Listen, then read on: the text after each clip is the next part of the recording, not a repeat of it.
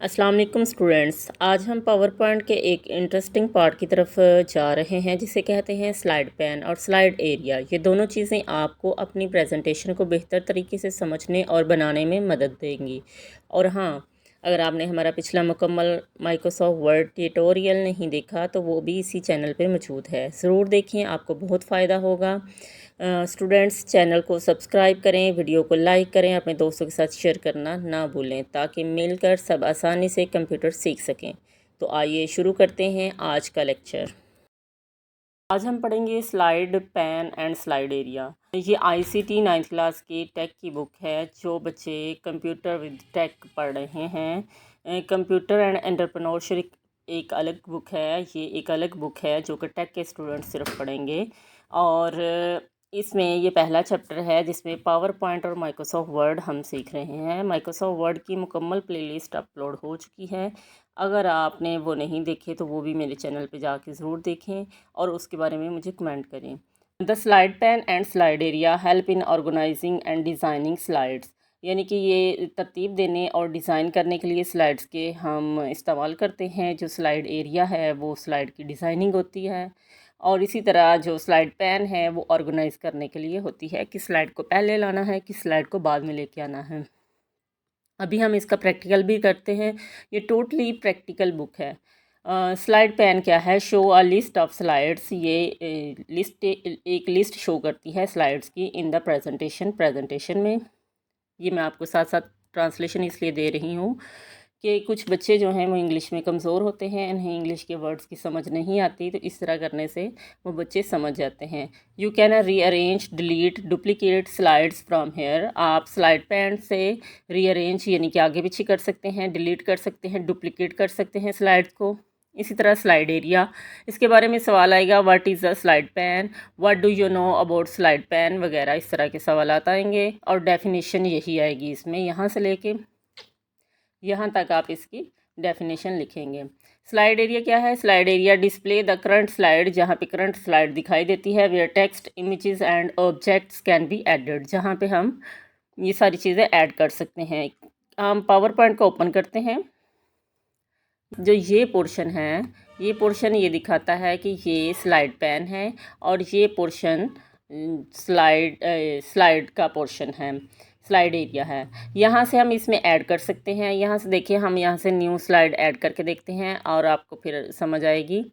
पे आएंगे, इंसर्ट पे आने के बाद न्यू स्लाइड पे आएंगे और यहाँ से हम डिफरेंट टाइप्स की स्लाइड्स पकड़ते हैं। 2-3 स्लाइड्स पकड़ते हैं। ये देखें, ये देखें, यहाँ पे ऐड होती जा रही हैं। अब मैं चाहती हूँ इस पे कुछ लिखते हैं ताकि आपको पता चले। यहाँ पे ये आपका पहला प्रैक्टिकल है तो मैं लिखती हूँ 9th class. Power point practical है और इसमें ये कर लें कि ये आपकी सेकंड स्लाइड है, तो मैं इसका नाम सेकंड स्लाइड ही रख देती हूँ, सेकंड स्लाइड। और इसके बाद ये है थर्ड स्लाइड, तो यहाँ पे मैं इसका टाइटल थर्ड स्लाइड रख देती हूँ ताकि हम ये समझ सकें कि किस तरह हम इसको रीअरेंज कर सकते हैं। देखिए कि ये 9th क्लास, मैं चाहती हूँ कि ये 9th क्लास को मैं इधर लेके आऊँ, तो ये देखिए 9th क्लास यहाँ पे आ चुका है। ये इस तरह हम इसको रीअरेंज कर सकते हैं। अगर मैं चाहती हूँ कि 9th क्लास वाली या सेकंड वाली जो है स्लाइड उसको मैं डिलीट कर दूँ, मैं यहाँ पे आपको दिखाती हूँ ज़रा मैग्नीफायर करके कि ये देखें, ये सेकंड कि मैं इस स्लाइड को डिलीट कर दूं, तो मैं इस इधर स्लाइड पैन पे आऊंगी और इसके ऊपर राइट क्लिक करूंगी। राइट क्लिक करने के बाद हम इसको डुप्लीकेट कर सकते हैं।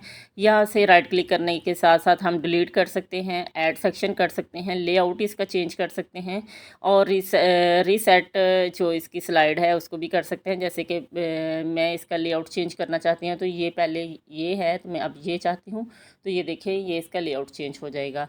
इसी तरह मैं इसको आगे पीछे कर सकती हूँ, मैं इसको डिलीट कर सकती हूँ। ये देखिए, यहाँ से डिलीट पे क्लिक करेंगे तो ये डिलीट हो जाएगा। स्लाइड एरिया में हमने पढ़ा कि हमने टेक्स्ट ऐड, अभी जब जैसे हमने टेक्स्ट ऐड की है, इमेज ऐड करते हैं, ऑब्जेक्ट ऐड करते हैं, ये भी मैं आपको दिखाती हूँ हम किस तरह इसमें इमेज या ऑब्जेक्ट ऐड कर सकते हैं।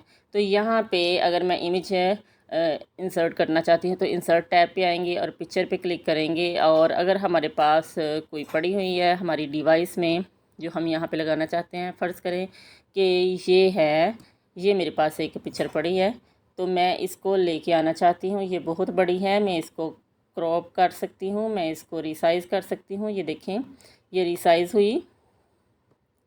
और अगर मैं चाहती हूँ कि ये वाला मेरा पोर्शन कम हो जाए, इसको मैं ऊपर लेके जाना चाहती हूँ या साइड पे लेके आना चाहती हूँ, तो इस तरह मैं इसको ला सकती हूँ।